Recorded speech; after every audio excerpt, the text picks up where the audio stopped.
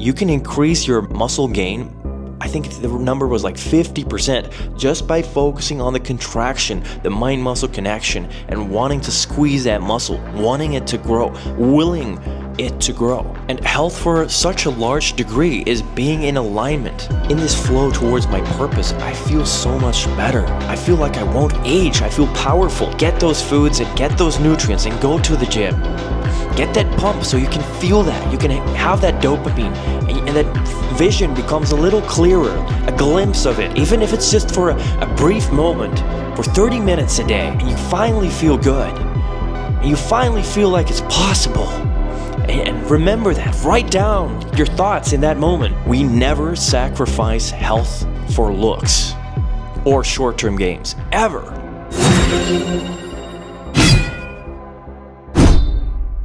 Getting lean on 3,000 calories a day, week 2, and yeah, I'm losing fat and getting lean without having to cut. There's things you eat, supplements that you can take that help raise metabolism, and so I'm refusing to go below 3,000 calories a day. Sure, some days I'll be at 2,800, some days I'll be at 3,200.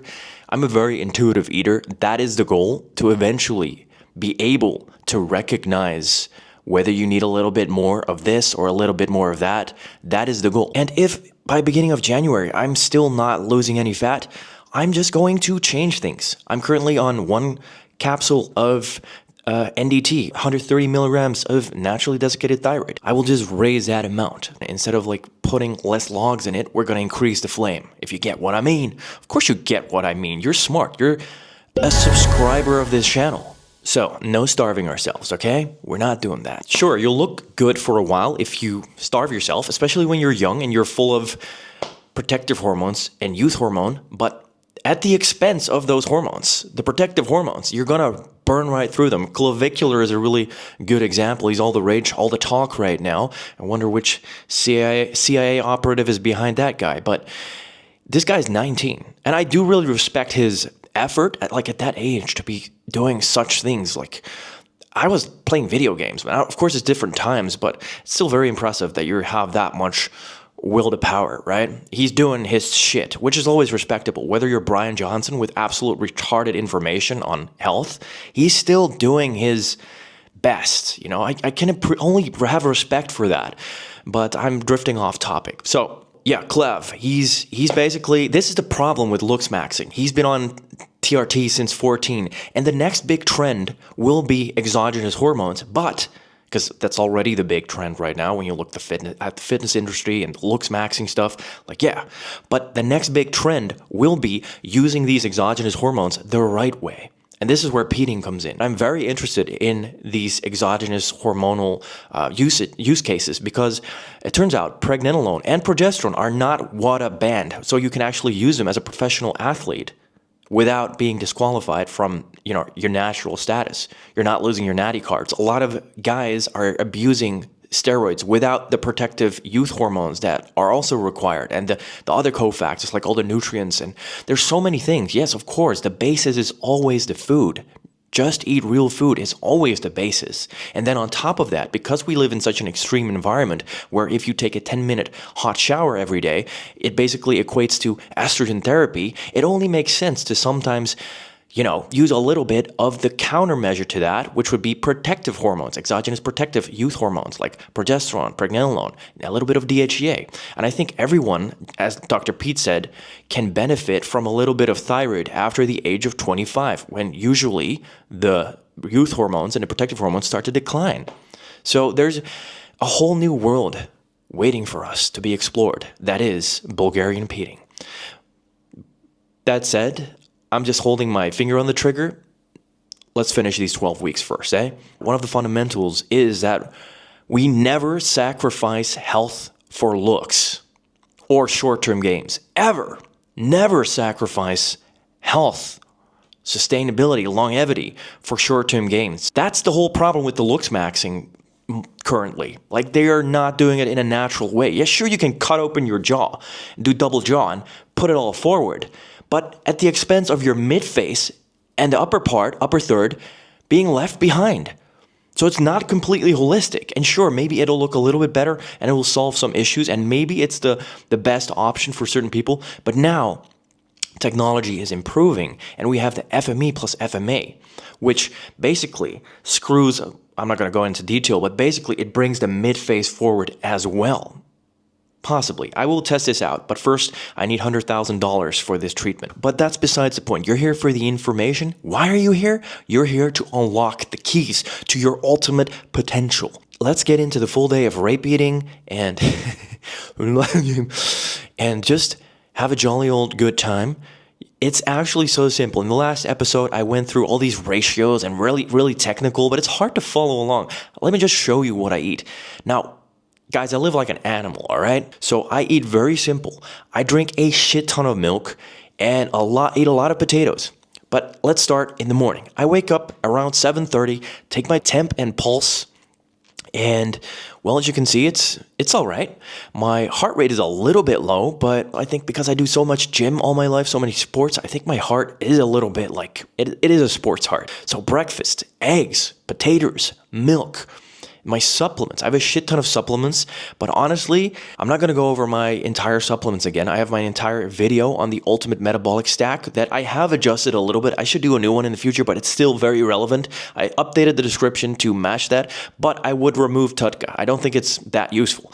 But the core stack is still the same. And I think thyroid, like I said, anyone can benefit a little bit of thyroid. And I really do like B1. In combination. I also like taurine for focus and concentration. I do like gelatin, if you can call it a supplement. It's just a food basically, but I put it in every coffee. As you can see here, ton of coffee, ton of gelatin. Beautiful. I'll snack on oranges throughout the day. And at the gym, I sometimes have energy drink, Red Bull. It's full of bees, and it's nice. But now, today, I had OJ and coffee and a banana. In the evening, I had more potatoes and eggs and also another coffee with gelatin. And then before bed, I had choco cereals with milk. I drank about 1.5 liters of milk today. So that's what I eat in a day. Nice and short, nice and quick. The thing here is that it's not just about food. Like, if you want to increase your metabolism, it really is not just about food. Food is just one tool in the toolbox, as the Rotmeister says, which I can't agree with more. It's so many things, which I explained in the video, what you need to know before you lose fat. And you know, it's many things. There's a study where in the control group didn't receive steroids, and then the other group of men training actually received a placebo steroid. So they thought they were using steroids, and their muscle gains went through the roof compared to the control group, which just goes to show the mindset is crazy. The same when focusing on your bicep, you can increase your muscle gain. I think the number was like 50% just by focusing on the contraction, the mind-muscle connection, and wanting to squeeze that muscle, wanting it to grow, willing it to grow. And health for such a large degree is being in alignment. Like, when I'm in alignment and I'm in this flow towards my purpose, I feel so much better. I can feel healthy. I feel like I won't age. I feel powerful. Maybe you're in that flow right now, or maybe you've experienced glimpses of it. It's like riding a wave. Sometimes you're on, sometimes you're off. But as you progress and increase that physiological energy, your metabolism, that throughput, riding that wave becomes your new average. And sometimes I get there and I sabotage myself. I do something to get off of it because it's too much. It's too much to unwrap, and it hurts, you know? I'm so far away still from where I want to be, and I don't have the funds, and I don't have this and that, but you, deep down inside, you know what you have to do. Even though it hurts, you got to sit with that tension, and then you have to relax into the pain. I know the bioenergetic way is to do as little stress as possible, and that's where the foods come in, and the routine and the environment and the mindset, and relax into that pain. And then the pain dissolves, and you're in this flow, and you finally feel good, and you finally feel like it's possible. But I know it gets difficult. Health for a large degree is your environment, and you know, you're not going to be healthy, you're not going to thrive if you work at a shitty wagey and you don't have any hopes and dreams anymore. You don't feel like it's possible. And you have to go little step by step, every day a little step. Create those little habits. Get those foods and get those nutrients and go to the gym. Get that pump so you can feel that. You can have that dopamine and that vision becomes a little clearer, a glimpse of it, even if it's just for a brief moment, for 30 minutes a day. And remember that. Write down your thoughts in that moment. Put them in your environment. Put them in an action for the next day.